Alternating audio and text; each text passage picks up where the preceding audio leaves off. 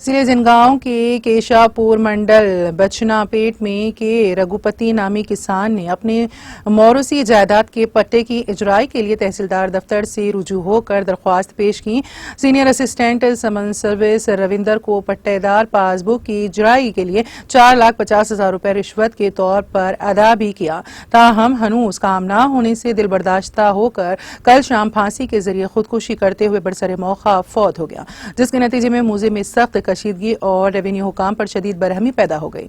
इत्तला पाकर आज मुकामी रुकन असेंबली डॉक्टर पल्ला राजेश्वर रेड्डी ने मुतवफ़ी किसान की बेवा और दुख्तरान से मुलाकात करते हुए पुरसा दिया। नेज़ खुदकुशी के जरिए कीमती इंसानी जान के तलफ होने पर अपनी शदीद गहरे रंजो मलाल का इजहार करते हुए मुताज़रा खानदान से भरपूर इंसाफ करने का रियासती हुकूमत से मुतालबा किया। बारज़ा मीडिया से बात करते हुए उन्होंने बताया है कि इस ज़िमन में उन्होंने तहसीलदार और दूसरे रेवेन्यू अहदेदारों से बातचीत की। मुताज़रा खानदान से भरपूर इंसाफ किया जाएगा। వాళ్ళకి ఎక్కడెక్కడ ఏం జరిగింది ఒక రెవెన్యూ సదస్సు పెడతామని చెప్పేసి అన్నారు. రోజుకు ఒక స్టేట్మెంట్ ఇస్తున్నారు. ఇంతకుముందు తప్పులు జరిగినాయి వాటన్నిటి సరి చేస్తామన్నారు. 100 రోజులు వచ్చింది. అందరికి కూడా ఇవాళ కలెక్టర్కే కాకుండా ఆర్టీఓకి కాకుండా ఎంఆర్ఓకి కూడా ఇవాళ విధులు మొత్తం కూడా పంచినమని చెప్పిండ్రు. మరి మీరు విధులు పంచినట్లయితే ఎందుకు ఈ యొక్క పేద రైతు తనకు చెందిన భూమిని తనకు ఎక్కలేదు?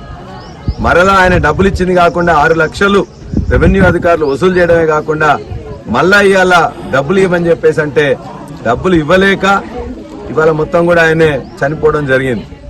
మేము ప్రభుత్వాన్ని డిమాండ్ చేస్తున్నాం, ఖచ్చితంగా రెవెన్యూ అధికారులు ఎవరైతే పైసలు తీసుకున్నారో ఆ పైసలు ఇమ్మీడియట్ గా కుటుంబానికి ఇవ్వాలి.